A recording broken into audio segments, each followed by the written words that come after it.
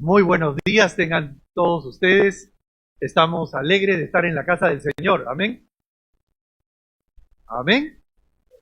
Muy bien. Y esta mañana es especial porque vamos a compartir un tema que va a ser fundamental y que va a edificar la fe de todos nosotros. Nuestra fe se basa en un libro. Somos la religión del libro. Gracias a este libro, nosotros hemos podido aprender los rudimentos de la fe y nos mantenemos y crecemos espiritualmente. Pero ¿cuál es la historia de este libro? Es lo que vamos a ver ahora. Antes de eso, quiero traerles el saludo de la Sociedad Bíblica Peruana. ¿Qué es la Sociedad Bíblica Peruana? Es una organización que existe hace muchos años y existe una sociedad bíblica en cada país del mundo. ¿A qué nos dedicamos? A, primer lugar, a que la Biblia esté al alcance de todas las personas. Que todas las personas puedan tener la Biblia en sus manos. Pero ¿qué pasa en un país que tiene 49 lenguas, como el Perú? Y solamente 10 de esas 49 lenguas tienen la Biblia completa. Y algunas tienen solamente el Nuevo Testamento y otras una pequeña porción.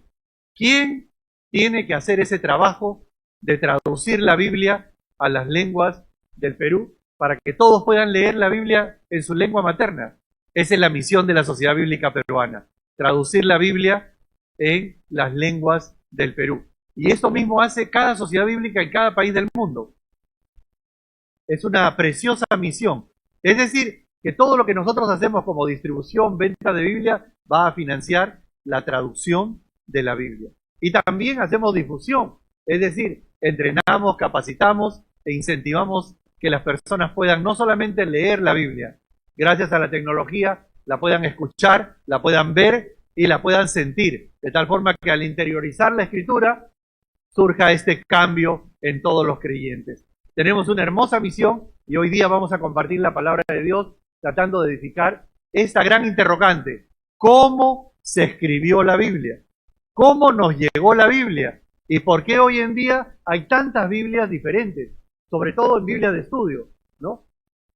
¿Cuál es la razón de que existan tantas Biblias en el mercado? Vamos a tratar de responder. Y la historia de cómo hubieron tantas personas que se dedicaron no solamente a traducir la Biblia, sino a hacer de la Biblia una herramienta que pueda ser útil para todos los creyentes y cristianos en todo el mundo, para que sea más fácil de entender, más fácil de comprender. ¿Quiénes han traído su Biblia hoy día? Levanten su Biblia, a ver, por favor, bien alto, orgullosamente. Muy bien. Y ahora háblale a tu Biblia y dile: hoy día voy a conocer tu historia. Amén. ¿Están listos para este viaje por la historia? Entonces, lo primero que vamos a hacer es saber, antes de que se escribiera la Biblia, cómo apareció la Escritura en el mundo. Porque primero aparece la Escritura y después aparece la Biblia. Y después vamos a ver cómo se inició la escritura bíblica netamente, ¿no? ¿Quién la empezó y quién la continuó? ¿Quién empezó a escribir la Biblia? A ver, una pregunta. ¿Quién empezó a escribir la Biblia? A ver, por acá me dice Moisés. Otro. Enoc, puede ser. Otro. Eso lo vamos a resolver ahora, ¿ok? Pero de todas maneras le voy a decir al pastor que todos están jalados hoy día. Mentira.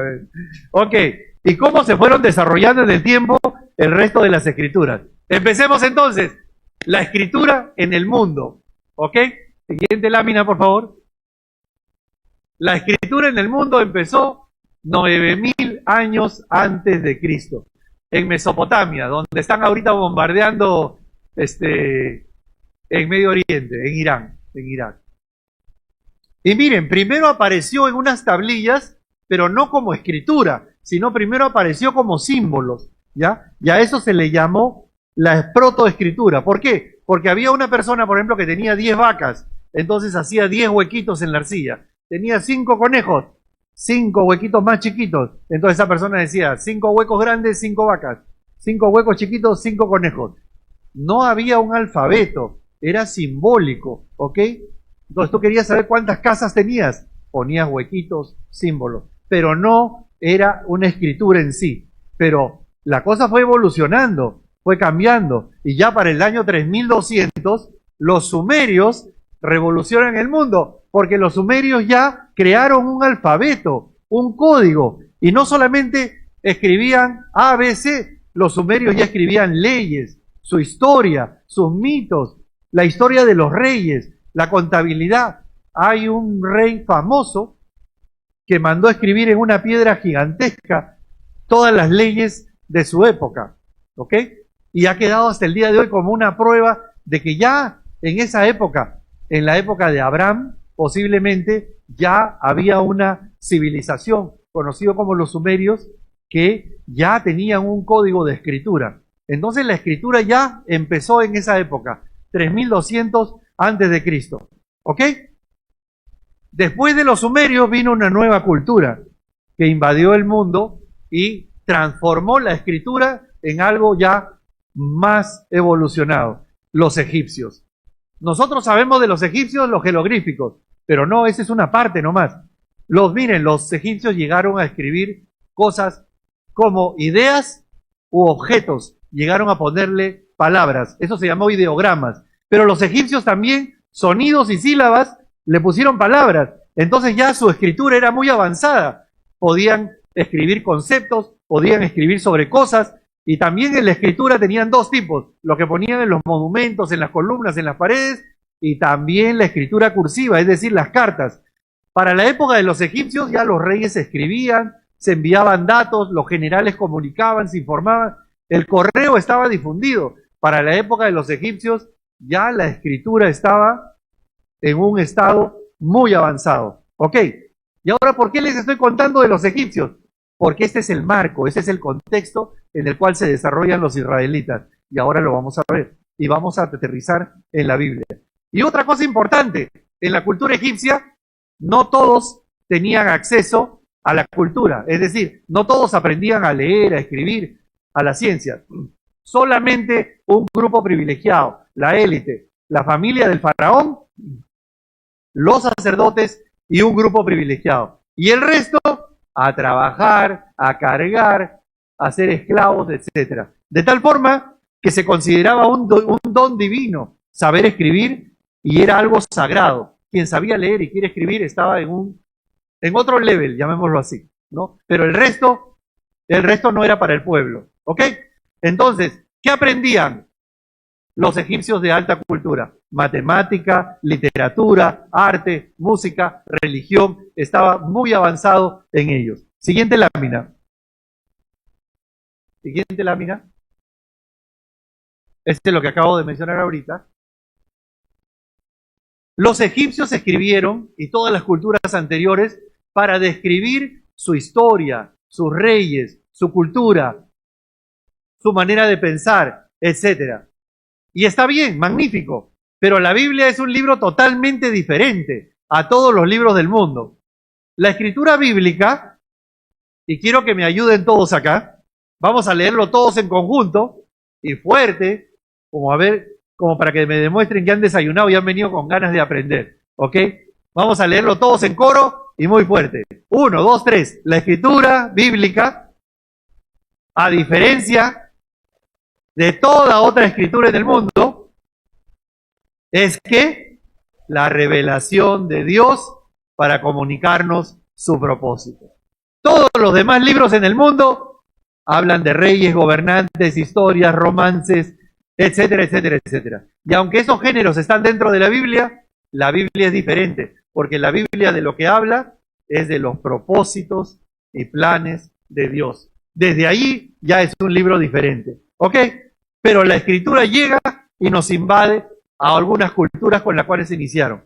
Pero antes de escribirse la Biblia empezó de manera oral, es decir, de boca a boca. Todas las historias, desde Abraham hasta sus hijos y sus nietos, todo se transmitía de manera oral. Es decir, Noé, Abraham, Caín, Abel. Todas esas historias se transmitían de boca a boca, de boca a boca. No se escribía nada, no se registraba nada. Todo era contar las historias. Y todo el Antiguo Testamento está basado en la oralidad. La oralidad es la capacidad de contar y de transmitir historias. Para nosotros puede ser algo raro, pero para todo el Antiguo Testamento esto era lo normal. Incluso hay provincias acá en el Perú en donde la oralidad es fundamental. Todo se transmite de boca a boca y se quedan registrados. Y eso genera una gran capacidad memorística y las historias se van contando. En esa época nadie sabía leer, nadie sabía escribir y no había la necesidad de registrar estas cosas. Fíjense, en todo el Antiguo Testamento no le daban importancia al texto escrito. Era más importante el texto hablado. El texto escrito surge como apoyo al texto, a la oralidad. La oralidad es lo fundamental. Por eso es que en la cultura hebrea es importante recitar, hablar, leer en voz alta, cantar los salmos en voz alta, decir las cosas en voz alta.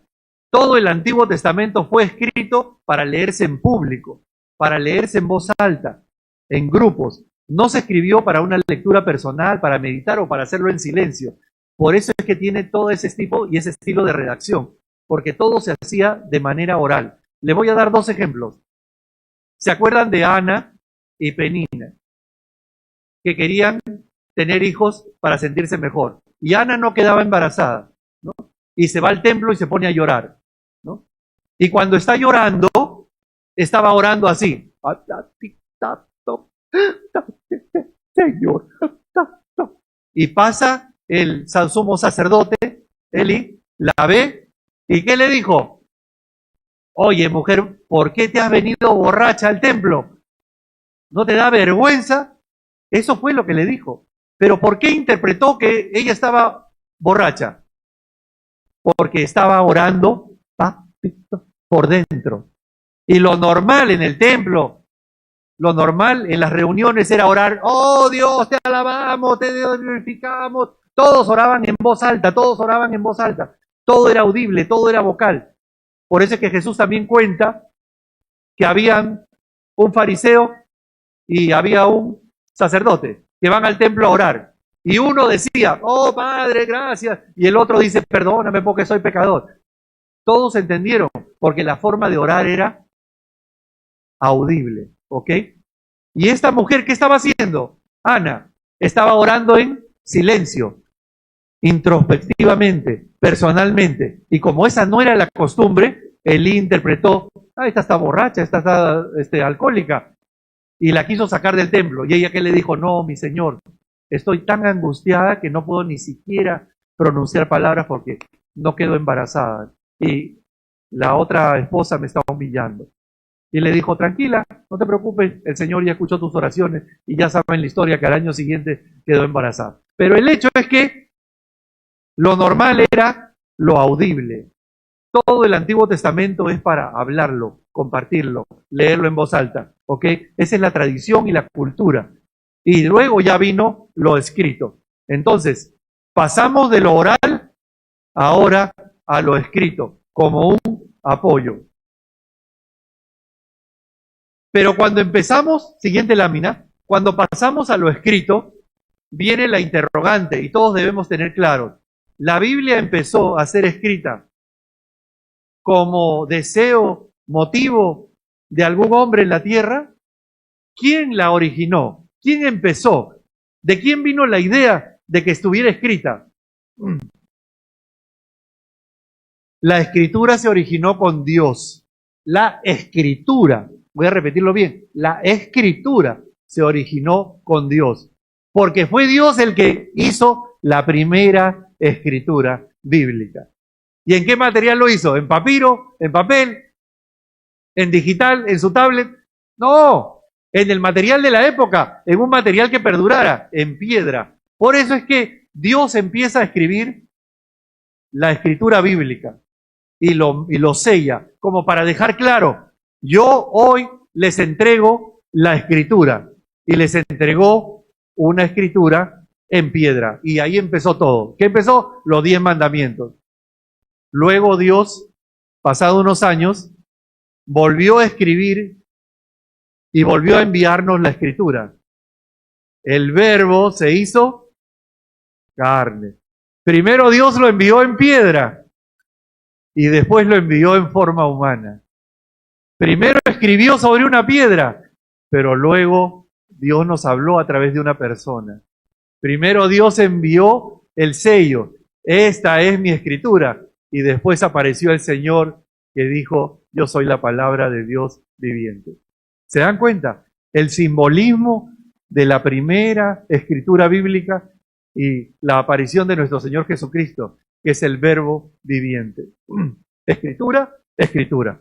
Entonces Dios empieza la escritura. ¿Qué nos dice, por ejemplo, la Biblia? Que en el monte Sinaí Dios mismo inició el proceso de escribir sus palabras cuando le entregó a Moisés 2 tablas de piedra con sus propias palabras escritas sobre ellas. Éxodo 32, 16. Todos vamos a leerlo en voz alta, ¿ok? 1, 2, 3. ¡Fuerte!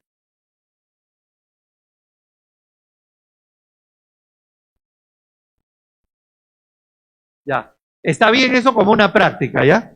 ¿Ya? Pero si queremos honrar a Dios con su palabra, lo vamos a leer así. Fuerte, fuerte, fuerte. ¿Amén? Ahora sí, lo leemos con pulmón, con ganas y con fuerzas. Y las tablas...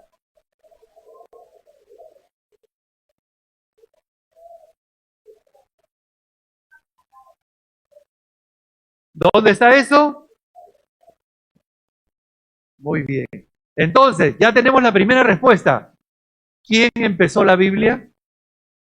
¿Quién originó la Biblia? ¿A quién se le ocurrió? ¿Quién fue el de la idea? ¿La Biblia es una idea humana? ¿Es promovida por el hombre? ¿Nació del corazón del hombre? No, Dios la originó. Ahora, después de que Dios la originó, ya cambió la cosa. Dios le mandó a Moisés y le dio estas órdenes. Y Jehová le dijo a Moisés, escribe esto para memoria en un rollo. ¿Que escribiera qué?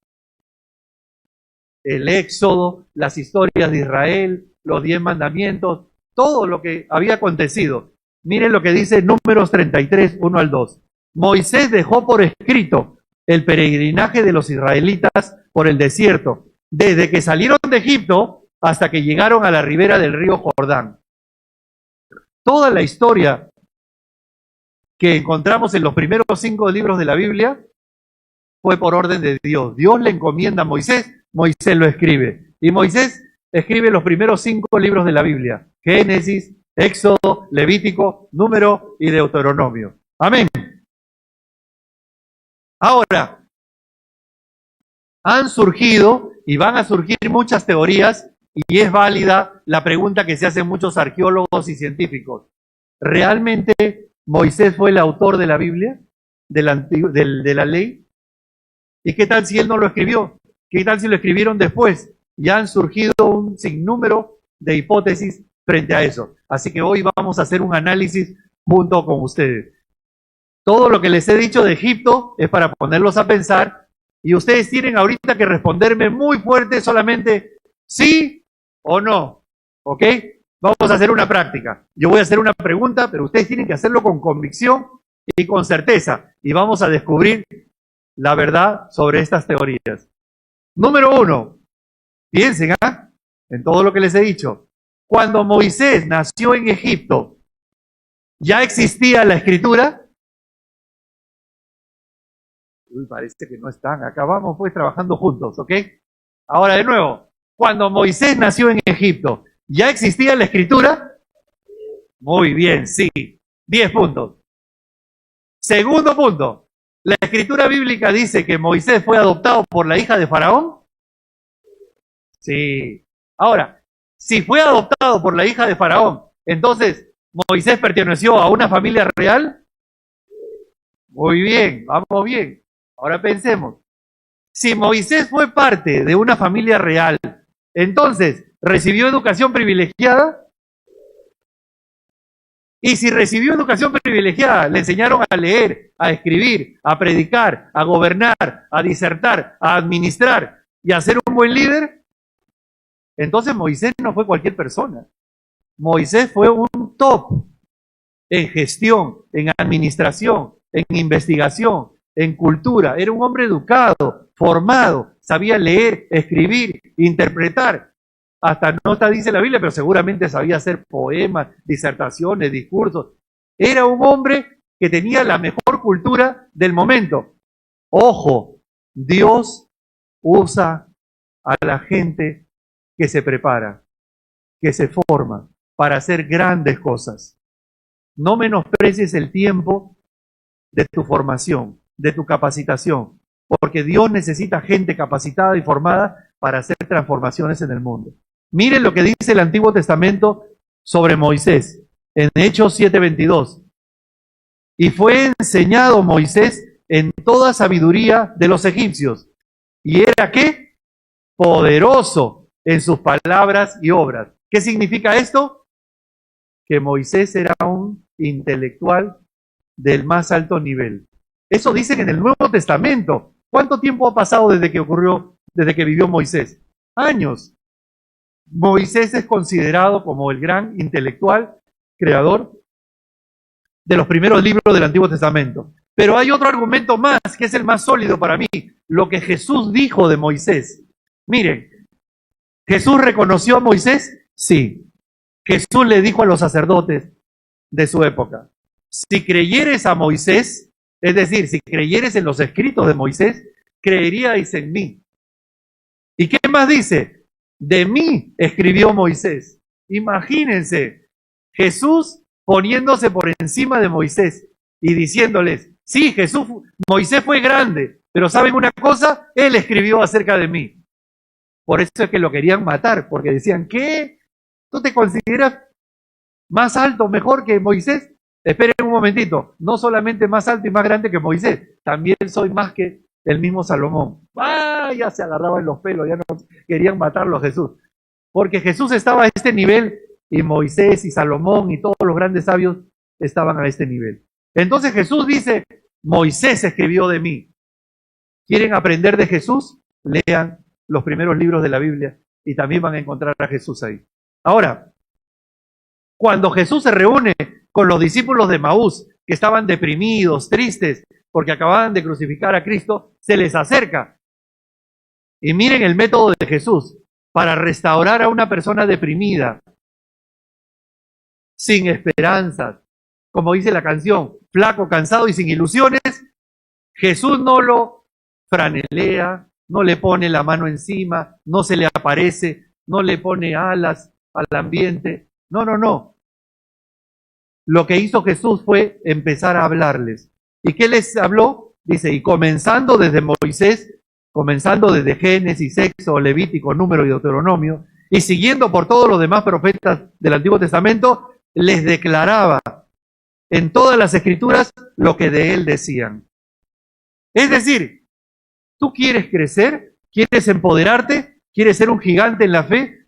Empieza a estudiar todo lo que las escrituras dicen acerca de Jesús y tu fe se va a ir al techo. Tu vida va a ser transformada, tu mente va a ser renovada, porque las escrituras hablan de Jesús. No solamente en el Nuevo Testamento, el Antiguo Testamento lo revela a él. ¿Y quién enseñó esto? Jesús. Amén. Y seguimos. Entonces, ¿a alguien le queda alguna duda de quién fue el autor de los libros de la Biblia? Moisés fue reconocido por el mismo Jesús. Ahora, siguiente lámina, por favor. La Biblia dice esas cosas de Moisés, pero hoy en día la ciencia, especialmente la arqueología, nos presenta cosas extraordinarias. Les quiero presentar un descubrimiento increíble. Se llama la estela de Mereptah, que es la estela de la victoria. Esta estela ha sido datada en el año 1200 a.C. Se cree que es aproximadamente por la fecha en la cual ocurrió el éxodo.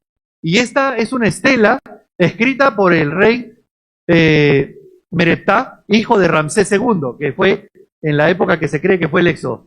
Y Ramsés II manda escribir la historia de su reino. Y en esta piedra de 3 metros de alto escribe sus proezas militares. Y ahí cuenta que entró a Canaán y atacó al pueblo de Israel y lo dejó desolado y su simiente ya no existe. Y es la prueba donde se menciona el nombre Israel en jeroglíficos. Es decir, miren, una prueba egipcia de la existencia del pueblo de Israel en la época del Éxodo. Y no lo dice la Biblia.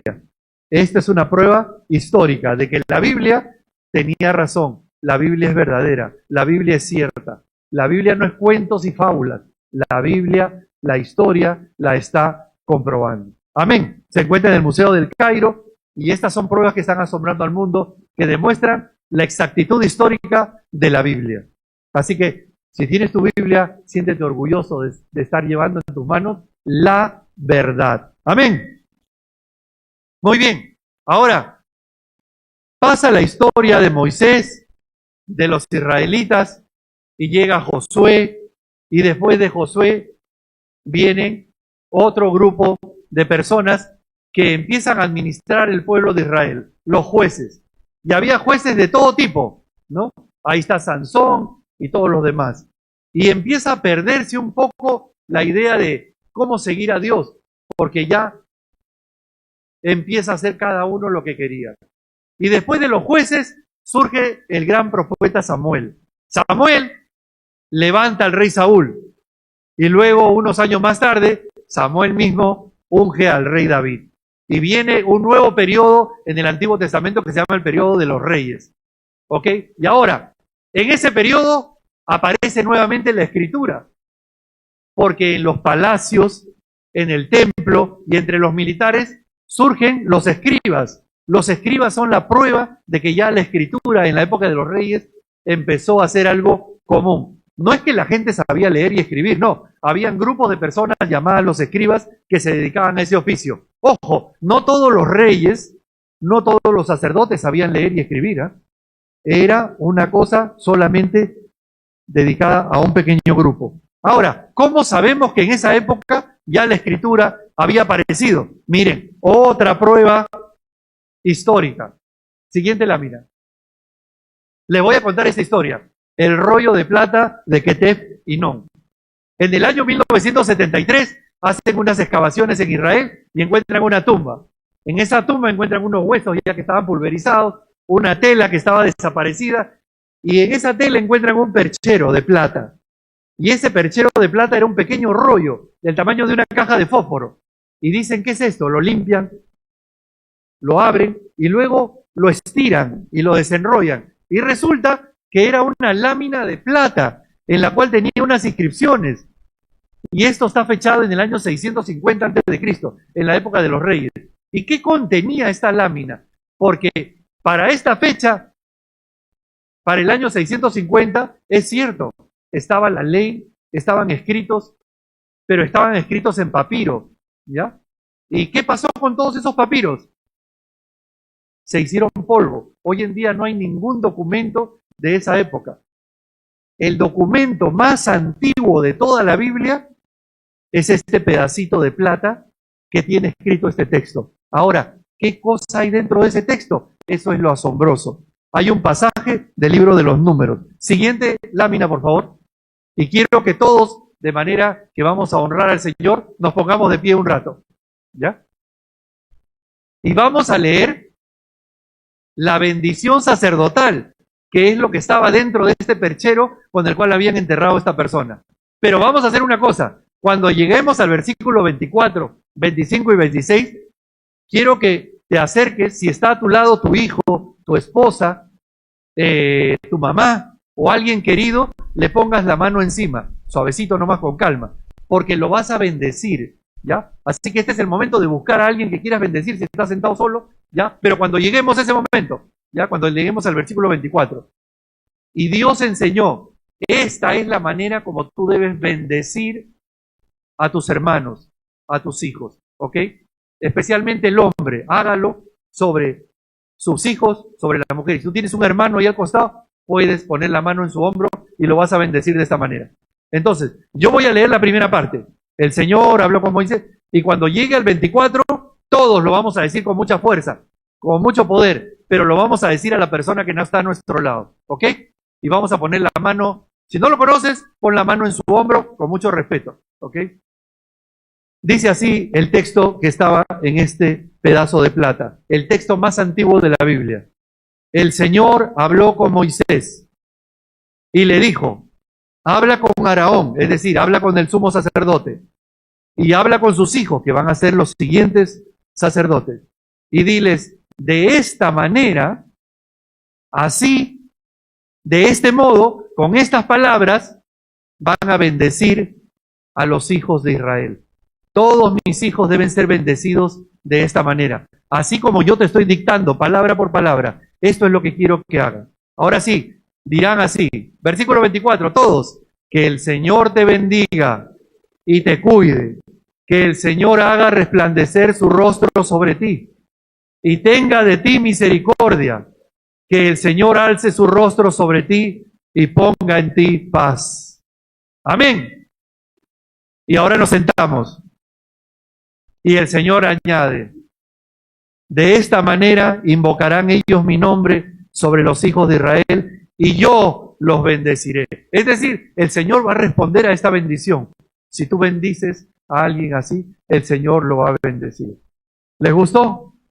Ahora imagínate que tú fueras ese hombre que han enterrado así y te vas con esta bendición. Este es un texto que se coloca en casi todas las celebraciones, tumbas, dedicaciones, porque es el texto de bendición donde cada palabra no fue inspirada por un hombre, cada palabra fue dictada por Dios. Este es el texto más antiguo de la Biblia conservado hasta el día de hoy, 650 años antes de Cristo, y nos demuestra que en la época de los reyes ya la escritura existía. ¿Quiénes le dan un lindo aplauso al Señor por su palabra? Ahora, la Biblia también nos habla de que por la fe, gracias a la palabra de Dios, podemos tener momentos cumbres, donde nos llenamos de la palabra de Dios, crecemos, nos fortalecemos, como el tiempo de alabanza que hemos tenido. Pero también vienen momentos de prueba, en los cuales flaquecemos, nos desanimamos y nos quebramos. ¿Y esto qué fue lo que pasó con el pueblo de Israel? Esta es otra historia acerca de las Escrituras. En la misma época de los reyes sucedió esto. Y tomen nota, Segunda de Reyes capítulo 22, no para que lo lean acá, para que lo lean en su casa, porque es una historia apasionante. Yo se los voy a resumir, no se preocupen. El rey Josías era un rey que amaba a Dios, pero en esa época ocurrió una desgracia, llamémoslo así, que hace 300 años se había perdido la ley. La gente iba al templo, pero ya nadie leía la ley. Cuando hablo de la ley, estoy hablando de los libros de Moisés. Y cuando dejas de leer, dejas de escuchar, dejas de estudiar la palabra de Dios, la gente empieza a pensar en cualquier cosa, a creer en cualquier cosa, y el reino de Israel se había ido no solamente hacia abajo, sino hacia atrás. Les voy a decir qué cosas pasaron. En el mismo templo de Israel había crecido un nuevo sacerdocio, con paganos, con idolatría, y tenían hasta un centro de prostitución cristiano y evangélico, donde iban las personas a tener relaciones para estar más conectados con Dios, con prostitutas y con prostitutos, y con sacerdotes. Imagínense a dónde había llegado la degradación en la época de Josías, porque no tenían las escrituras. Y uno de esos días, Josías manda que reparen el templo, y empieza a ofrendar y da dinero para que limpien el templo. Limpian, arreglan el templo y ¡oh, maravillas! En un rincón así, debajo de unas tablas, encuentran unos rollos. Los desempolvan y ¿qué creen que eran? Los rollos que se habían perdido hace 300 años. Encontraron la Biblia. Así que vinieron y le contaron al rey, mira lo que hemos encontrado. El rey dijo, léanmelo. Le empezaron a leer, el rey empezó a llorar, se quebró, se rasgó la vestidura, se tiró al piso, le pidió perdón a Dios. Y cuando el rey empezó a escuchar todas las maldiciones que iban a venir sobre el pueblo, que se olvidara de Dios, se quebró totalmente. Y dijo, fuimos, porque hemos abandonado a Dios, su palabra. Pero algo podremos hacer. Y la palabra lo tocó tanto que hizo unas reformas que se conocen como las reformas de Josías. Sacó a todos los sacerdotes, los ídolos, las prostitutas, limpió el templo, levantó nuevos sacerdotes, puso que la palabra se expusiera, se enseñara. Había niños que se quemaban en los montes como sacrificio. Sacó todo eso, limpió todo eso y empezó a enseñar la palabra. Y hubo una restauración en el pueblo de Israel gracias a que la palabra volvió a estar en el púlpito, se volvió a enseñar y se volvió a predicar. ¿Se dan cuenta la importancia de enseñar la palabra, de predicarla, de enseñarla y de no tenerla en un rincón? Porque ocurre lo contrario. Josías nos enseña una gran verdad que pueden ser estudiadas. Amén. Seguimos entonces. Otra historia relacionada a las Escrituras. En el año 587, unos 100 años más, el pueblo vuelve a olvidarse de Dios, vuelve a abandonar las Escrituras y vuelve a hacer su vida como quería. Y Dios les había advertido a todo el pueblo: si ustedes me ponen a un lado, si ustedes me abandonan, yo los abandonaré. Y vamos a ver que la Biblia es un libro de temer, en el buen sentido de la palabra. ¿Por qué? Porque nos dice la verdad. Es un libro único porque nos advierte antes de que sucedan las cosas. Vinieron los babilonios, tomaron y cercaron Israel, se quedaron por meses, la gente se moría de hambre, luego la tomaron, la quemaron, la destruyeron, hicieron polvo, se llevaron todas las riquezas, se llevaron a la gente, mataron un montón de gente y fue el fin del templo, el fin de la religión y el fin del reinado, porque se llevaron hasta los hijos. Es decir, Dios permitió que el pueblo pasara por una desgracia total. Y esto, como les digo, siguiente lámina, Dios se los había advertido. La Biblia está llena de advertencias.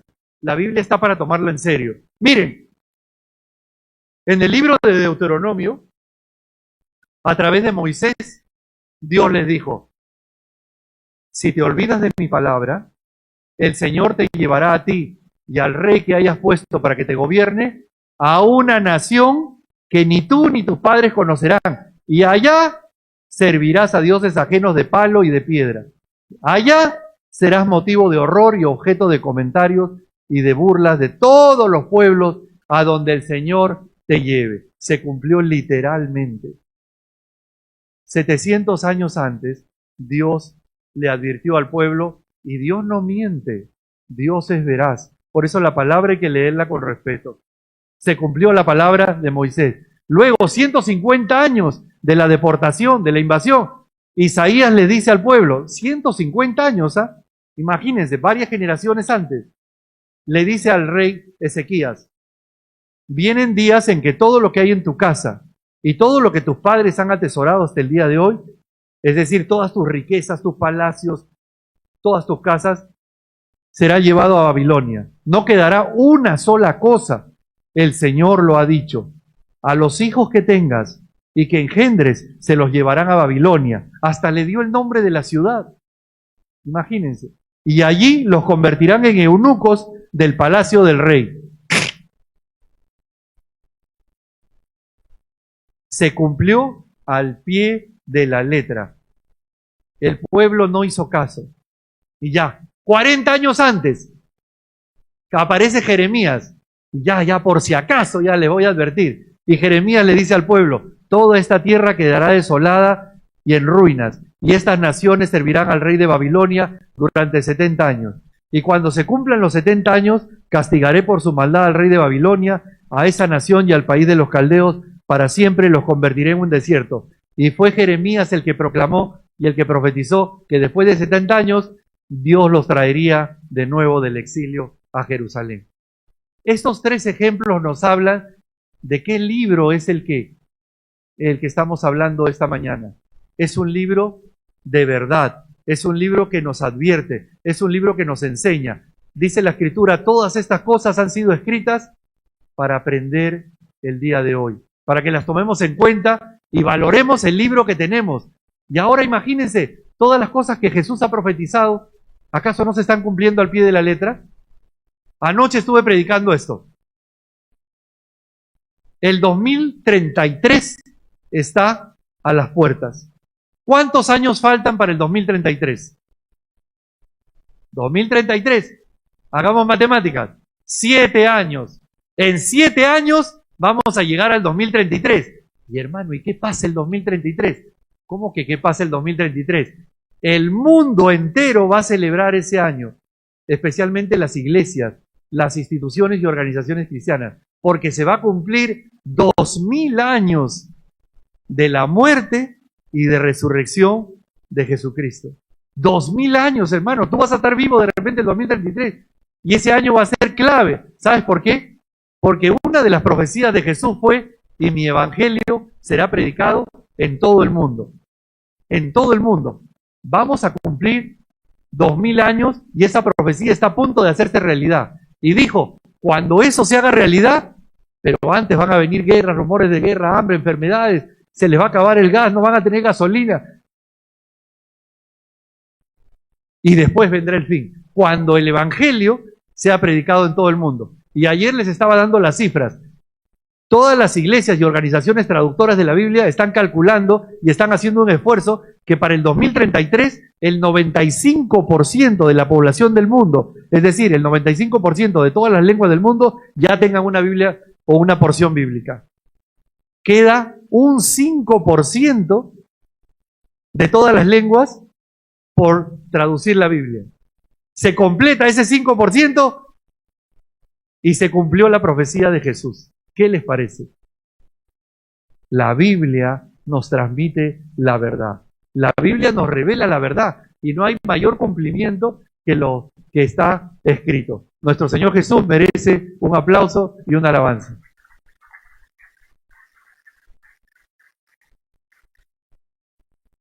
Ahora, regresemos a Babilonia. Cuando los llevan a los judíos a Babilonia, se los llevaron a la ciudad más desarrollada del mundo. Prácticamente se los llevaron a una Nueva York, con todo lo último del mundo. Yo les pregunto, si tú llevas a tu hijo de 5 años a una meca ciudad como Nueva York y lo haces estudiar la primaria y la secundaria y luego lo traes a Lima, ¿cómo crees que regrese? ¿Igual? ¿Vendrá hablando otro idioma? ¿Vendrá con otra visión? ¿Vendrá con otra cultura? ¿Vendrá transformado? ¿Por qué? Porque el contexto, la cultura, influye. Eso fue lo que les pasó a los judíos. Se los llevaron 70 años a Babilonia, en donde todo estaba desarrollado. Todo estaba en lo último. Habían bibliotecas, lectura, cineplanes, Real Plaza, es decir, internet, gasolina para todos. Era la ciudad top. Y los llevan a ellos que habían vivido en un pueblo con muchas premuras y con muchas cosas básicas. Entonces, cuando ellos van a Babilonia, adquieren todas estas culturas, todas estas capacidades y llegan transformados. Pasan los años y miren lo que pasa. Siguiente lámina, por favor. Muy bien. Los cambios que pasaron en Israel. Número 1. Adoptaron una nueva lengua. Llegaron a Babilonia hablando hebreo. Y de Babilonia salen hablando arameo. El arameo se origina en Babilonia. ¿Ok? Entonces, ya no hablaban el hebreo, ahora también hablaban el arameo. Otra cosa que pasa. Cuando antes del exilio, ellos se reunían solamente en el templo. Cuando van a Babilonia ya no había templo. Entonces dicen, vamos a crear unos lugares de reunión. Y a esos lugares de reunión le llamaron sinagogas. Vamos a crear unos lugares donde nos reunamos para aprender la Biblia. Y le llamaron escuelas. Vamos a reunirnos ya no para quemar incienso o matar animales, sino vamos a reunirnos para estudiar la Biblia. Y nace el culto a la palabra. ¿Ok? Y luego dicen, aquí vivíamos yendo al templo y leyendo todos los escritos de Moisés. Acá en Babilonia empiezan a escribir y empiezan a aumentarse los libros y se añaden más libros a lo que nosotros conocemos como el Antiguo Testamento. Y se añaden más escritos. Surgen los escritos de los profetas y otros escritos más. Entonces miren, después que los judíos regresan de Babilonia, regresan con todos estos cambios. La escritura se desarrolla de una forma extraordinaria. Y lo más increíble, aparece el rey Ciro después de 70 años, que había sido profetizado 150 años antes por el profeta Isaías, conquista Babilonia y les dice a todos: yo no creo en la esclavitud, yo creo en la libertad. Así que voy a firmar un decreto y le voy a financiar el pasaje a todos los israelitas que quieran regresar a su tierra. Y es más, le voy a dar dinero para que construyan sus casas, su templo, su ciudad, y les voy a enviar mi ejército para que en el camino no les pase nada, porque yo quiero que ustedes vuelvan a su pueblo. Imagínense, literalmente lo que había dicho Jeremías se cumple por Ciro. Y los israelitas regresan. Pero ¿saben qué? No todos regresaron.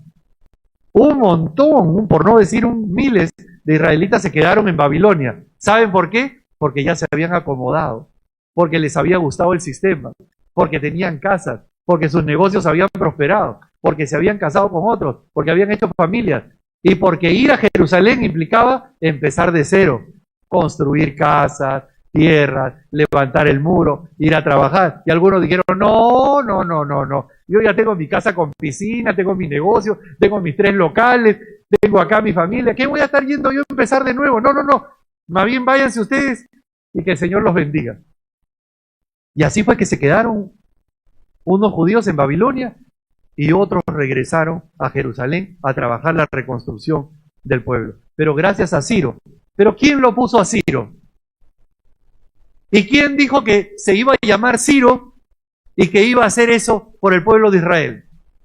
A través del profeta Isaías. Increíble. La Biblia es un libro apasionante que nos revela cosas extraordinarias.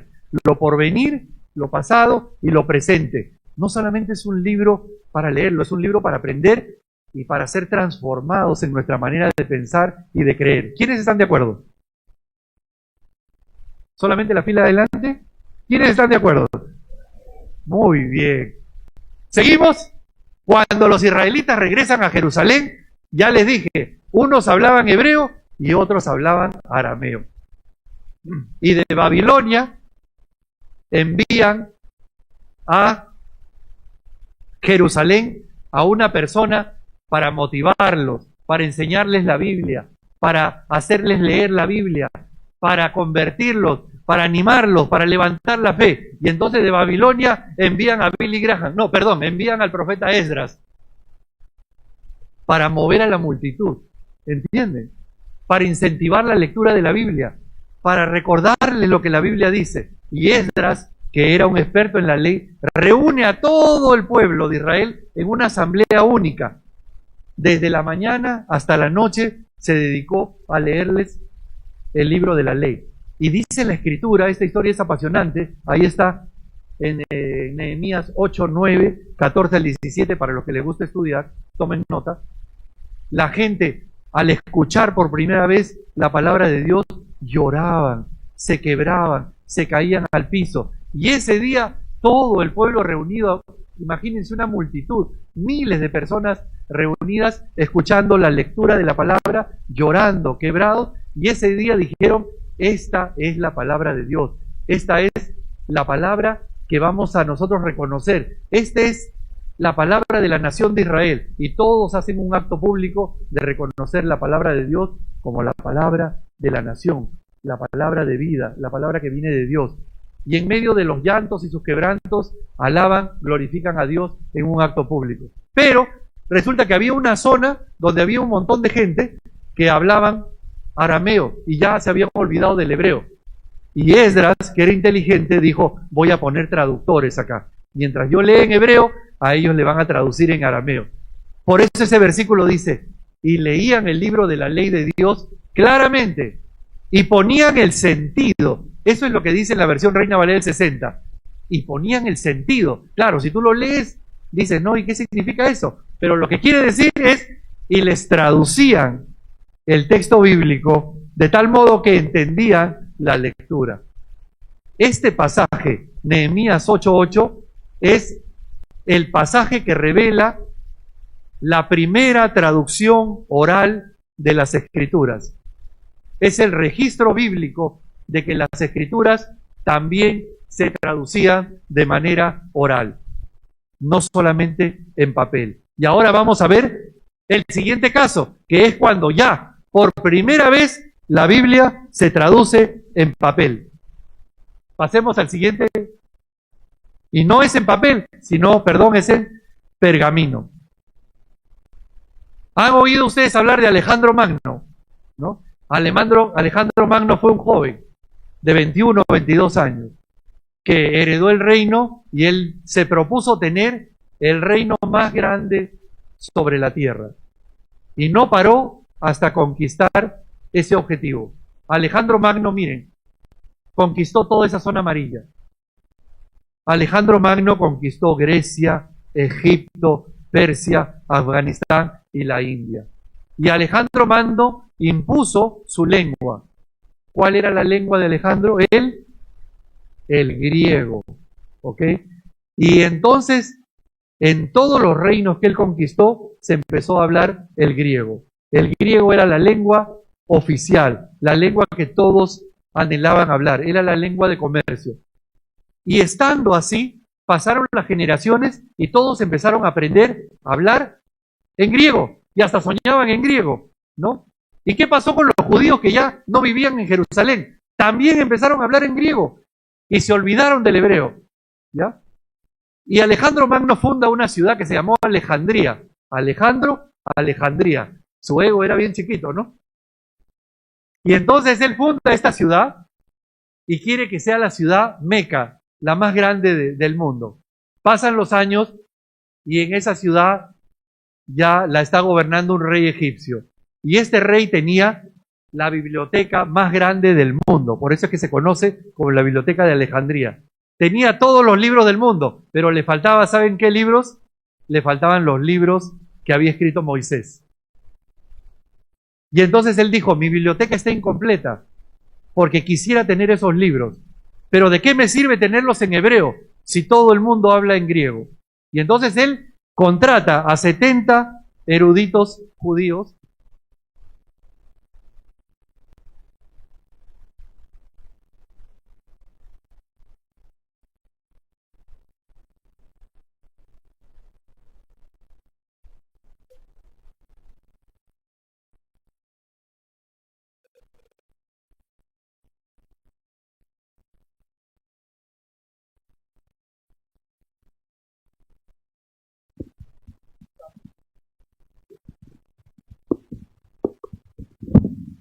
Un aplauso para el hermano. La tecnología llegó. Ahora, imagínense a Edras hablándole a 5.000 personas sin micrófono. Y ahora con micrófono es otra cosa, ¿no? Bueno, regresamos a la historia de la Septuaginta. Ahora imagínense, los hebreos habían leído la Biblia en hebreo por siglos. Se habían acostumbrado y habían hasta creído que esa era la lengua de Dios. Dios hablaba en hebreo, no habla en otra lengua. Pero de repente los hebreos ahora hablan griego y tienen una necesidad. Queremos leer la Biblia, queremos leer las Escrituras, pero ya no las entendemos en hebreo. Toda traducción surge por una necesidad de un pueblo, de una localidad. Y acá la necesidad era volver a leer las Escrituras, pero en un idioma que pudieran leerlo. Y es así que surge la primera traducción, del hebreo al griego. Ahora, ¿por qué es importante esta traducción? Porque en la época de Jesús, esta era la traducción que permaneció. Miren, acá está Jesús. 300 años antes se escribe la Septuaginta. Y esa versión se quedó hasta 400 años después de Cristo. Siguiente lámina, por favor. Miren el tiempo que estuvo. Siguiente lámina. Arriba creo que se dio la luz. Bueno, el hecho es que la Septuaginta se quedó 400 años después de Cristo. Ahora, ¿por qué les digo esto? La Septuaginta estuvo escrita en griego. El mundo hablaba griego. Soñaban y pensaban en griego. Pablo era hebreo, hablaba hebreo. Mateo, Marcos, Lucas, Juan eran hebreos. ¿Qué idioma hablaban? Hebreo. Pero el mundo, ¿qué idioma hablaba? ¿El mundo hablaba hebreo o hablaba griego? Ahora imagínense, yo soy Pablo, ¿no? Y yo podría haber dicho, voy a escribirle al mundo mis cartas y las voy a escribir en hebreo. No me interesa que ellos hablen griego. No, no, no. Que aprendan hebreo, pues.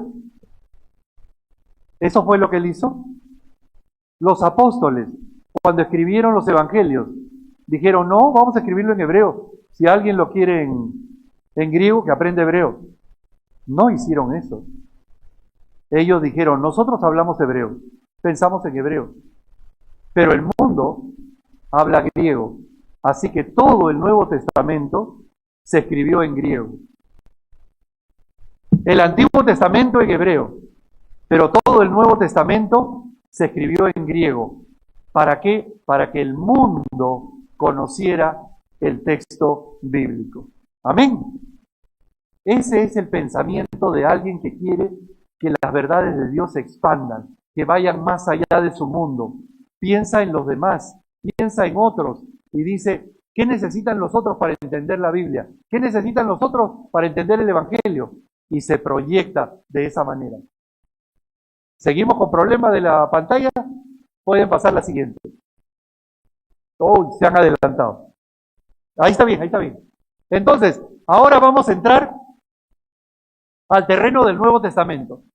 Ya está Jesús, sus discípulos expanden el Evangelio, primero todos expanden el griego, pero resulta que las lenguas se quedan en el mundo por un tiempo y son reemplazadas por otras. Entonces ahora vamos a hacer un recorrido por el esfuerzo que hicieron algunos hombres para traducir la Biblia y ponerla en la lengua de las personas. Siguiente lámina, por favor. Miren, ese es el Museo de la Biblia en la Sociedad Bíblica Peruana. Si van por Lima, Casa de la Biblia, Petit Quart 991, tenemos un museo de cuatro pisos para que ustedes conozcan y vean todo lo que les estoy hablando hoy día acerca de la Biblia. Siguiente lámina. Vamos a hacer un recuento de la evolución. ¿Qué cosa es evolución? Piensen, el primer celular, ¿para qué servía? Para llamar. Y hoy en día los celulares, ¿para qué sirven? Para todo. Lo único que falta es que la gente se enamore de su celular nomás. Hasta hablan con su celular, ¿no? Por el día, ¿no? Es decir, ¿el celular ha evolucionado o no? Evolución es transformación a lo largo del tiempo para mejora. Entonces, miren la Biblia cómo ha evolucionado. ¿Cómo empezó? Con papiros. El papiro era un material vegetal que inventaron los egipcios, ¿ya? Y se usó por siglos. Hasta hoy en día se encuentran papiros. Se cortan cañas, se juntan, se cosen, así como los sombreros de paja que hay acá. Se pliega y como es vegetal se juntan todas las fibras y al final sale una lámina. Ese sistema, ese material se utilizó por siglos. Luego, 300 años antes de Cristo, se inventa el pergamino. Acá ya vino la revolución, ¿eh? Porque ya no era vegetal, era piel de oveja o piel de vaca, ¿no? Y se cortaba, se trabajaba y se cortaban en láminas grandes. Y ahí se escribía. Y luego se unían a otras y se hacían rollos larguísimos, ¿ok? Entonces, el pergamino se empieza a utilizar por los rollos. Un aplauso para el hermano acá que ha estado atento.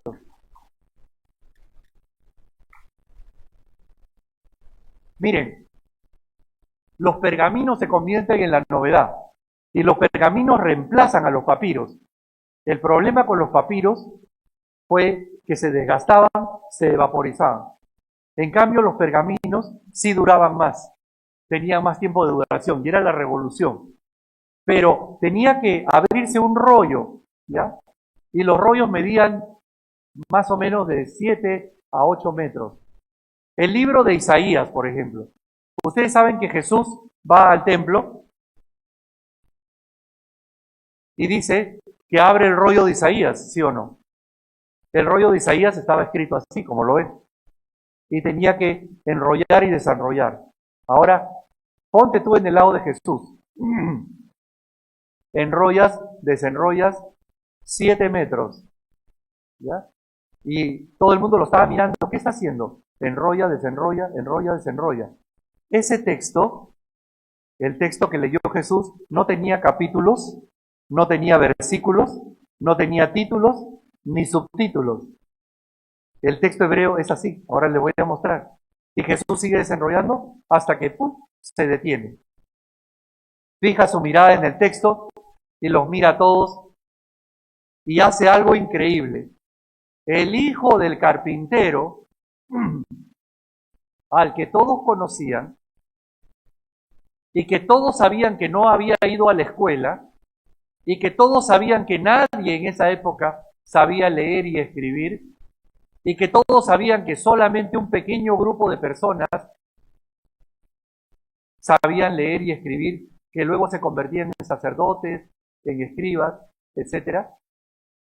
Y el pueblo sabía que la mayoría de las personas no leían, no escribían, se quedan admirados al ver que el hijo del carpintero, al cual todos conocían, no solamente leía, porque Jesús lee el texto, y nosotros lo pasamos como que, pues le enseñaron en la escuela a leer. En la escuela no te enseñaban a leer, te enseñaban a memorizar, y Jesús sabía leer.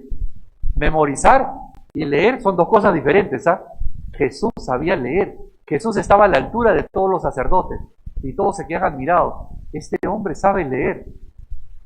Y luego recita las escrituras en voz alta. Y luego dice, el Espíritu del Señor está sobre mí. ¿Y ha venido para qué? Para dar libertad, para sanar, restaurar y todo lo demás que ustedes ya saben. Y luego termina y dice, hoy esta escritura se ha cumplido delante de vosotros. Imagínense. Y empieza su sermón y todos se quedan, wow, nunca hemos escuchado a nadie hablar así. Es decir, cuando Jesús hablaba, nadie se dormía. Era impresionante escucharlo, era un deleite, era aprender del hombre más sabio de la tierra. Cuando Jesús disertaba, de memoria citaba los pasajes bíblicos. Y nosotros, de Juan 3:16, a veces no salimos. Pero Jesús sabía y conocía todas las escrituras, y las citaba, y las citaba, y las citaba, y todo el mundo, boca abierta. Jesús era un maestro de maestros. Y Jesús seguramente usó un pergamino allí en el templo donde él iba. Ahora, un dato curioso y importante. Cuando Jesús estaba en el templo, ¿qué idioma hablaba? Hebreo, porque el texto se leía en hebreo. Pero cuando Jesús salía y se encontraba con sus paisanos, sus vecinos, así, en la calle con sus amigos, hablaban arameo, porque arameo era el lenguaje del pueblo.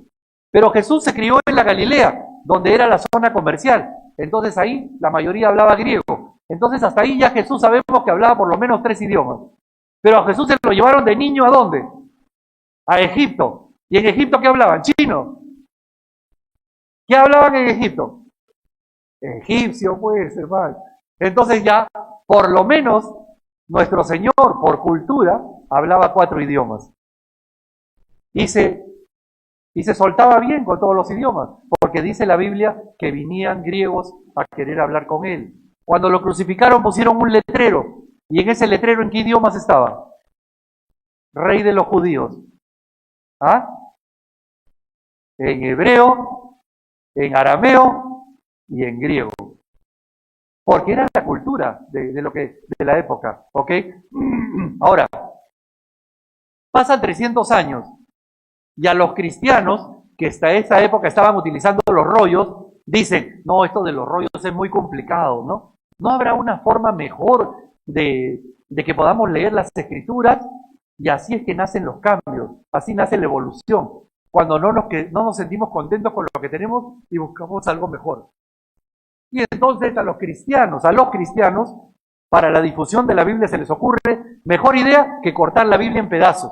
El texto de cuero, cortarlo en pedazos, coserlos por el borde, ponerles una tapa de madera y crean el códice, lo que nosotros llamamos libro hoy en día.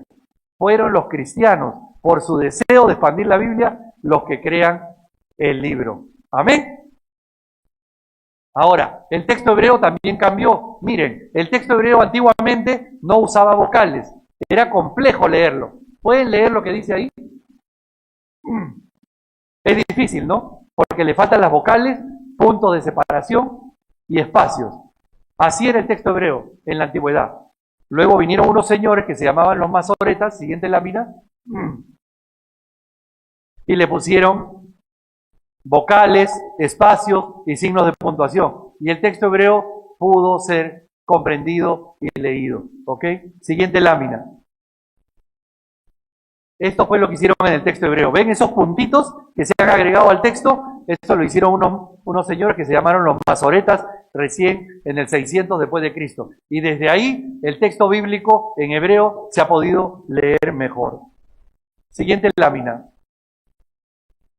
La Biblia completa más antigua que teníamos hasta la fecha, a la cual recurrían todas las organizaciones que traducen la Biblia, era el Códice de Leningrado, que está en Rusia, y el Códice de Alepo, que está en Israel. Estas Biblias, las más antiguas, completas, son del año 1000 después de Cristo. Es decir, todo aquel que quería saber el contenido de una Biblia tenía que recurrir a estos manuscritos. 1000 después de Cristo. Pero, oh, Dios es grande y Dios hace cosas extraordinarias. Ocurre un descubrimiento que transforma el mundo. Siguiente lámina. ¿Han escuchado ustedes de las cuevas de Qumran? Aquí nomás, en el año 46 hasta el 56, se descubrieron 11 cuevas en Israel. Dentro de esas cuevas, habían unos señores que se llamaban los esenios, que tenían un pueblito ahí, que quisieron conservar todos los rollos, todos, del Antiguo Testamento, y los pusieron dentro de vasijas. Y como sabían que los romanos seguramente ya estaban por ahí y que los iban a invadir, metieron dentro de esas vasijas todos los rollos que tenían. Y cuando han llegado los arqueólogos y han desempolvado todo esto, han encontrado todos los libros del Antiguo Testamento en la versión más antigua. Y ahora miren, han datado la fecha de estos manuscritos y son copias de 300 años antes de Cristo. Y hasta esa fecha, como les dije, solo se tenía copias de 1000 años después de Cristo. Quiere decir que se han encontrado las copias del Antiguo Testamento más antiguas del mundo. Y cuando se han comparado estas con las que se tenía, la fidelidad ha sido un milagro. Y podemos decir que la Biblia no se ha transformado, no se ha cambiado, se ha mantenido. Y los copistas a lo largo de todos estos siglos han hecho un trabajo extraordinario. Una transmisión textual y fiel, fundamentalmente cuidadosa. Dios ha cuidado su palabra. Estamos hablando de miles de años en los cuales podemos tener la completa seguridad de que la Biblia que estamos leyendo hoy es la misma de antes de Cristo. Amén. Dios guardó su palabra. Seguimos, siguiente lámina. Nos vamos ahora de los copistas a la Edad Media. En la Edad Media aparece un señor que se llama Gutenberg, ¿ya? Y Gutenberg fue algo así como el que instala la inteligencia artificial en esa época. Algo totalmente novedoso. Hasta esa época todos los libros se copiaban a mano.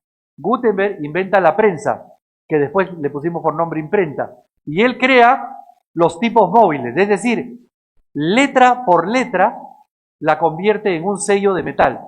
Y al juntar cada letra pueden hacer palabras, frases, etc. Y entonces crean páginas. Esas páginas las imprimen y así logra crear 180 ejemplares de una Biblia. La Vulgata Latina fue la primera Biblia impresa en el año 1435. Ahora, estamos entrando a una época en cual la gente decía: quiero que la Biblia sea conocida, quiero que la Biblia sea entendida, quiero que la Biblia esté en las manos de las personas. Ya desde esa época, la visión de que el Evangelio esté en manos de más personas, vamos a verla en diferentes personas. Seguimos. En el año 1522, siguiente lámina. Siguiente lámina, por favor. Cuando llega la evolución de las traducciones en la Reforma,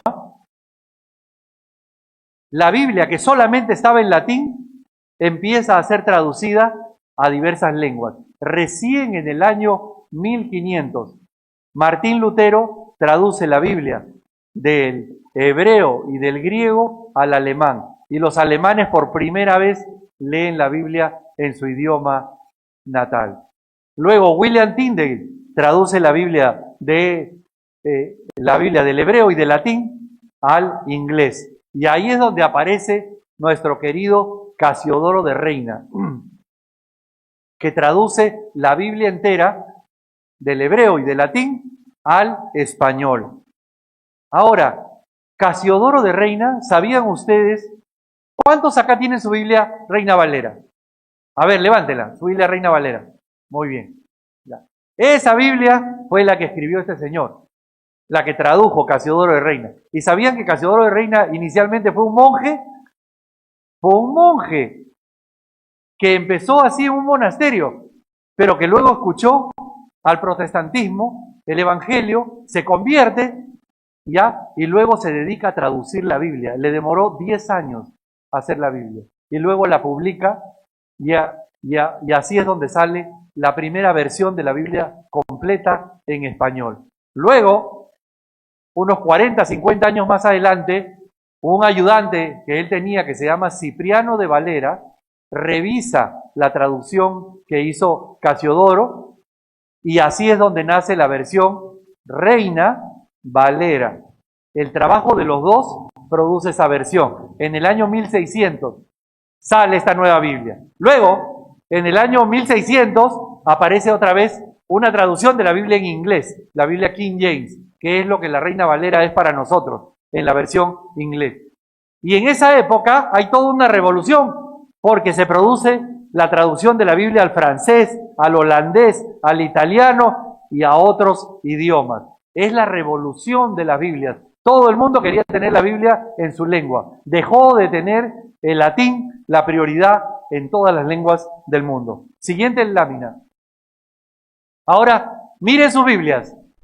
Abran sus Biblias un ratito. Todos en su Biblia tienen capítulos, versículos y subtítulos, ¿sí o no? Les pregunto, ¿esto siempre fue así? No. Originalmente la Biblia no tenía ni divisiones, ni subtítulos, ni capítulos. Y ahora imagínense esta congregación. Ya, hermanos, vámonos al pasaje donde Jesús resucita a Lázaro. Ya, 5 minutos y no lo encuentran. ¿Ya lo encontraron?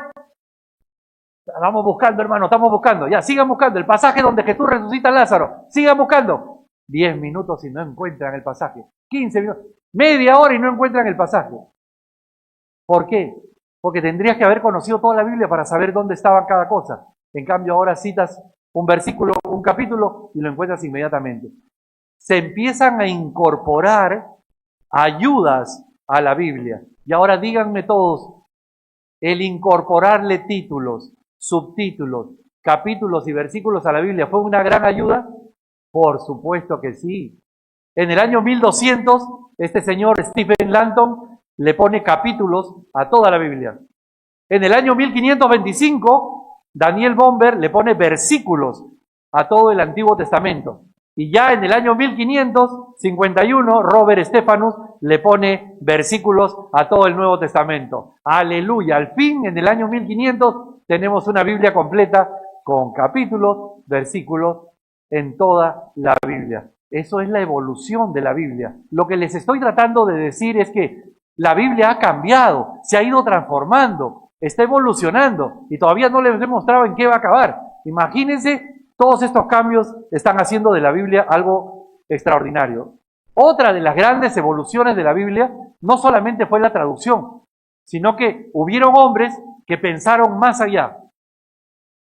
Martín Lutero traduce del hebreo al alemán el Antiguo Testamento, del griego al alemán el Nuevo Testamento. Y cuando va a publicar la Biblia, se pregunta, ¿la entenderán?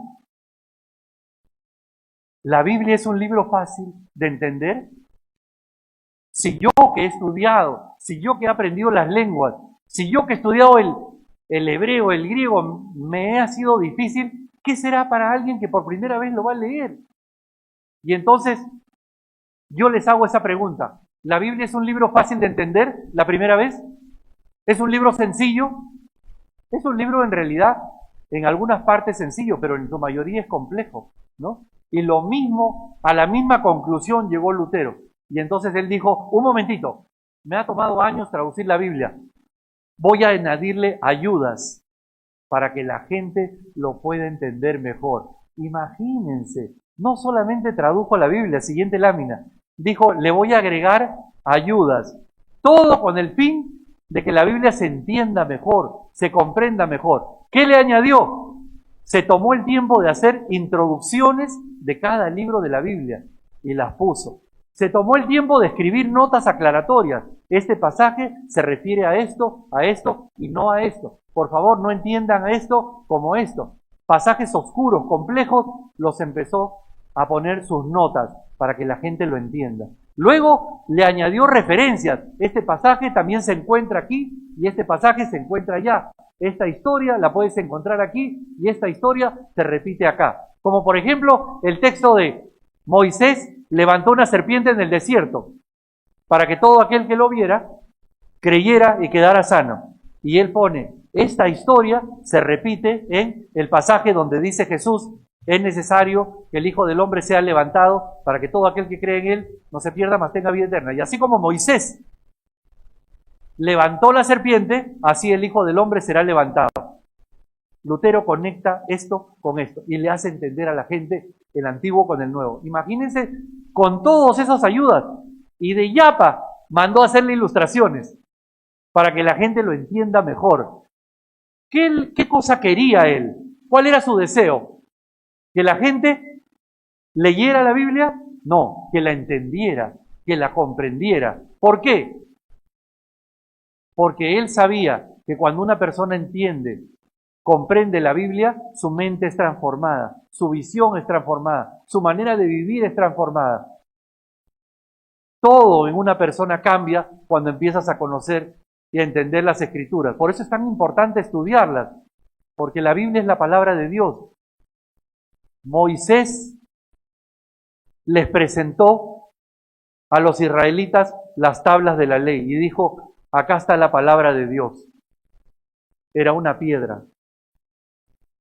Pero Dios, haciendo lo mismo que hizo Moisés, desciende y dice sobre Jesús. Primero miren, Moisés presenta las tablas y dice, esta es la palabra de Dios. Y luego Dios mismo se presenta y dice, este es mi Hijo amado, en quien tengo complacencia. Las tablas en piedra y ahora las tablas en carne y hueso. Jesús es la palabra de Dios viviente, es la revelación de Dios. Lo que hizo Dios en el pasado lo hizo 1000 veces mejor a través de Jesucristo. ¿Entienden la comparación? Jesús es el verbo, es el lenguaje de Dios. Quien ha visto a Jesús, ha visto al Padre. Quien conoce a Jesús, conoce a Dios. Quien ama a Jesús, ama a Dios. Jesús es la revelación, la manifestación de Dios. ¿Eso cómo lo sabemos? Al entender mejor las Escrituras y el Nuevo Testamento. ¿Quiénes alaban al Señor? Amén, por su palabra. Ahora, haciendo un resumen. ¿La Biblia es un libro complejo? Sí. ¿Imposible de leer y estudiar? No. ¿Por qué es complejo? Porque es un libro antiguo. Fue escrito hace miles de años, en un periodo de 1500 años, por diferentes personas, de diferentes profesiones y en diferentes lugares del mundo. No fue escrita por una sola persona. Cada uno de ellos en un periodo de tiempo distinto, ¿no? Es entender la mente de cada uno de estos autores es complejo. En segundo lugar, la Biblia nos revela contextos geográficos distintos, lagos, ríos, cerros, ciudades, ¿no? Que para nosotros no solamente suenan raros, sino que no sabemos dónde están. Pero necesitamos ayuda para entender dónde están esos lugares. Hay lugares que ya desaparecieron. Hasta el día de hoy siguen buscando dónde está la ciudad de Babilonia, dónde se levantó la torre de Babel, etcétera. Dios dijo que habían ciudades y reinos que iban a desaparecer y la verdad que desaparecieron. Hoy día no sabemos nada. Contextos históricos, sociales, políticos. La Biblia nos habla de reinos, de culturas, de tradiciones, de otros pueblos, que si tú no las comprendes, las puedes interpretar mal y hasta te pueden sonar chocantes. Pero para eso están los pastores, los predicadores, los maestros, que nos enseñan y nos hacen comprender la Biblia. Ahora, la Biblia está escrita en lenguas desconocidas. Aquí, ¿cuántos expertos hay en hebreo? ¿Cuántos expertos hay en griego? ¿Quién es acá? Tiene un máster en arameo. Pero ¿quiénes hablan español acá? Todos, ¿no? El español sí lo entendemos, pero entonces necesitamos que alguien nos explique, que alguien nos ayude. Para eso están las ayudas bíblicas. Los estilos literarios de la Biblia son diversos. No es lo mismo leer una parábola, no es lo mismo leer Salmo, no es lo mismo leer una historia bíblica. Cada uno de esos son diferentes estilos literarios que necesitan una evaluación y una lectura distinta. Y por último, necesitamos ayudas. ¿Saben para qué? Para evitar malas interpretaciones, para no tomar la Biblia literalmente en el Antiguo Testamento y poderla interpretar correctamente. Gracias por todos los pastores, líderes y maestros que nos enseñan a entender la Biblia. ¿Qué sería la Biblia sin ellos? Y pensando en esto, la Sociedad Bíblica, siguiente lámina, ha preparado estos materiales, que ya no son Biblias, sino son Biblias con ayudas, ¿no? Biblias que traen comentarios, notas, explicaciones, artículos. Hasta tenemos una Biblia que son 4 Biblias en uno, para que uno las pueda leer de forma comparada, uno al costado de la otra, como es la Biblia Multiversiones, que trae 4 versiones en uno. La Biblia de la mujer es una Biblia que trae artículos sobre la mujer. Toda la Biblia habla sobre las mujeres de la Biblia. Es decir, las mujeres pueden nutrirse de todo lo que se puede aprender de las mujeres de la Biblia. La Biblia de la predicación, para quienes tienen que enseñar, predicar, capacitar semana tras semana. Imagínense a dónde hemos llegado. Trae 120 sermones desarrollados y 1600 bosquejos a lo largo de toda la Biblia, para que el maestro, el líder, tenga materiales que pueda enseñar, capacitar, instruir. Y la Biblia teológica, que es una enciclopedia de la Biblia, literalmente dentro de una Biblia para los que aman profundizar y estudiar las Escrituras. Siguiente lámina. Esta es la revolución de las Biblias. Las Biblias ahora vienen con estudios temáticos, con notas, con esquemas, con bosquejos de sermones, con artículos, con comentarios, con versículos con diseño, con promesas, con planes de lectura. Y prepárense, la Biblia viene ahora con QR, en donde vamos a poder ver videos, canciones, películas, charlas, mensajes, etcétera, etcétera, etcétera, etcétera. Es decir, todo el contenido digital apoyando a la Biblia. Y la Biblia va a seguir siendo una revolución. No solamente está en digital, sino que ahora la Biblia es en papel con conexión digital. La revolución de las Biblias la ha diseñado el Señor y eso va a continuar, con el propósito de que todos podamos entenderla mejor, vivirla, experimentarla y creerla más. Otra cosa que ha cambiado la Biblia, y con esto voy terminando, es su lenguaje. El lenguaje hoy día ha cambiado de una manera extraordinaria. Y les voy a dar solamente un pequeño ejemplo. Todos estamos acostumbrados al lenguaje de la Reina Valera del 60, pero la Reina Valera contemporánea ha insertado cambios en esa versión para bien, para que pueda ser entendida por los jóvenes y por los adolescentes. Y como ya voy terminando, quiero pedirles a todos que nos pongamos de pie. Y les voy a dar este último ejemplo. Miren, antes de eso, la anterior, ahí. Cuando nuestro querido Casiodoro de Reina tradujo la Biblia en el año 1500, así se escribía el español en esa época, en la imagen amarilla. En el año 1960 surge la Reina Valera del 60. Y ahora, en Romanos 12:20, dice así: si tu enemigo tuviere hambre, dale de comer. Si tienes sed, dale de beber. Y quiero que lo lean todos conmigo. Pues haciendo esto, léanlo. De nuevo, pues haciendo esto, ascuas de fuego amontonarás sobre su cabeza. A ver, si yo le pregunto al niño que está acá, dime qué significa ascuas de fuego. Si le pregunto al adolescente que está ahí, ¿sabes qué significa ascuas de fuego? ¿Lo va a entender? No. Seguramente si le pregunto a muchos adultos acá, ¿qué cosa es ascuas de fuego? No van a entender. Pero si le preguntara a Cipriano, ¿qué cosa significa ascuas de fuego? Él sí lo entendería, ¿sí o no? Porque es un lenguaje de su época. Es un lenguaje, una expresión, una forma antigua de expresarse. Significa poner carbón encendido sobre la cabeza. Pero para que se entienda mejor, para que los niños, los adolescentes, esa última parte, en la versión Reina Valera contemporánea, se ha cambiado, pero para bien. Vamos a leerlo todo.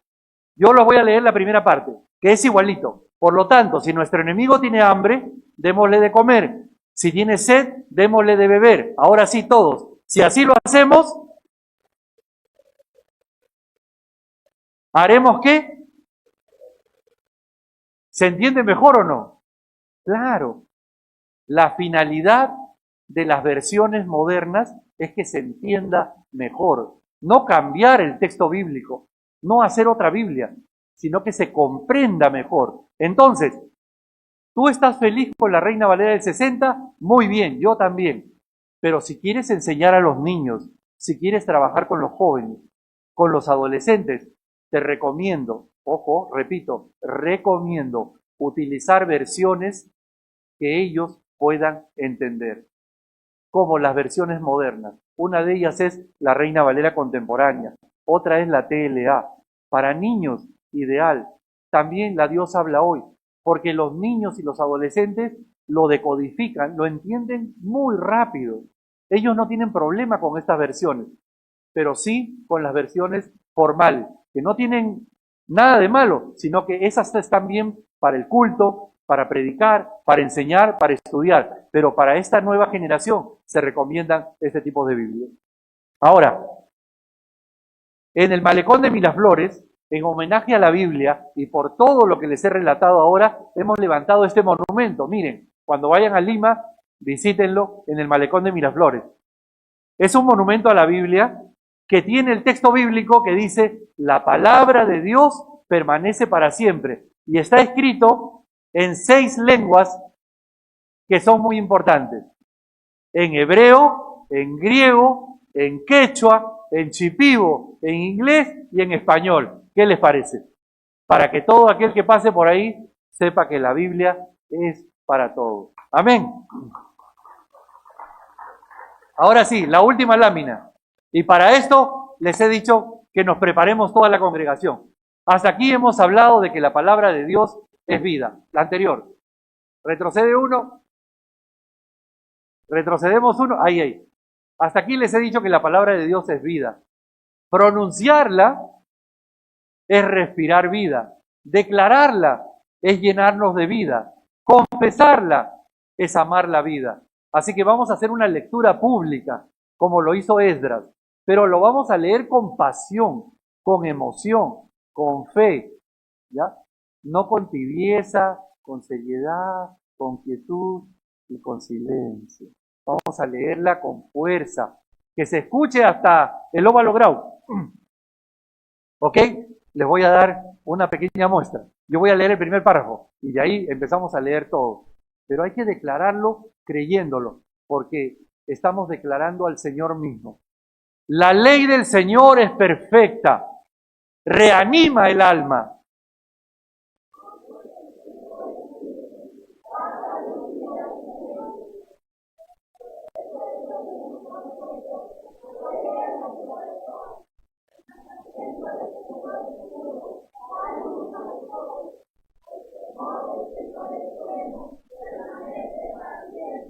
Los decretos todos, los decretos del Señor son verdaderos y todos ellos justos. Son más deseables que el oro refinado y más dulces que la miel que destila del panal. Amén. Gloria a Dios.